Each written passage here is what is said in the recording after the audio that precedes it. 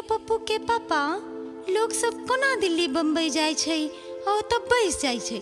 अपना मिथिला से कोनो नीक नगर छै कि नहीं ये अपना मिथिला से नीक नगर कतऽ भेटत।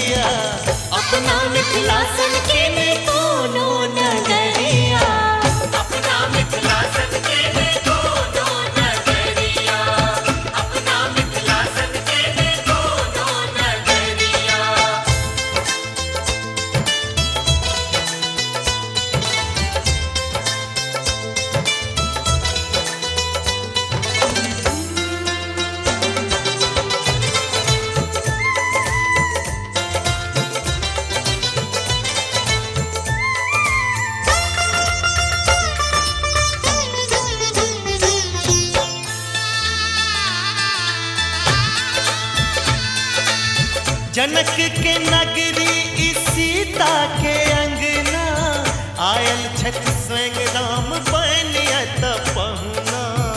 आयल छठ स्वयं राम बनियत पहुना।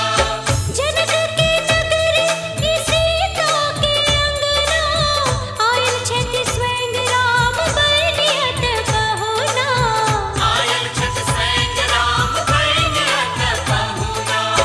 अवध सिया के सवरिया अवध साध बनला सिया के सवरिया। अपना मिथिला सन के में कोनो नगरिया। अपना मिथिला सन के में कोनो नगरिया। अपना मिथिला सन के में कोनो नगरिया।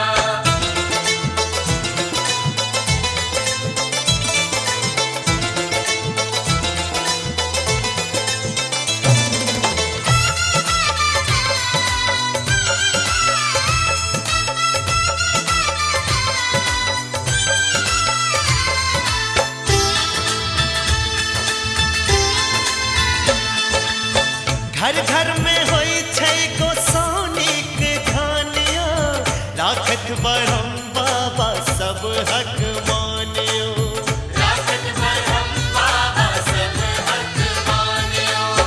घर घर में होय छै गोसाउनी के धानिया राखत बरहम बाबा सब हक मानियो। राखत बरहम बाबा सब हक मानियो। होय छै गोहरिया होय छै सल हे सक गोहरिया। अपना मिथिला सन के में कोनो नगरिया। अपना मिथिला सन के में कोनो नगरिया। अपना मिथिला सन के में कोनो नगरिया।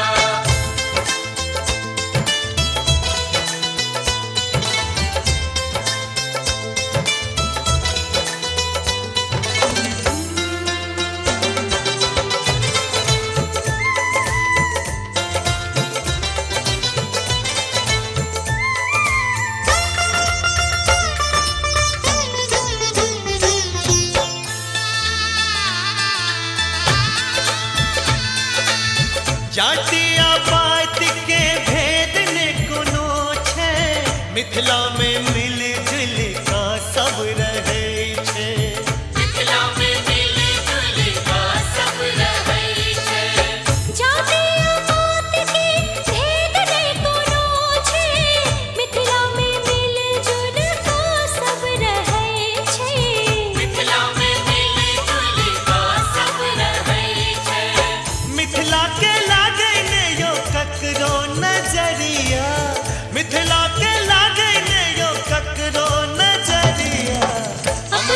मिथिला से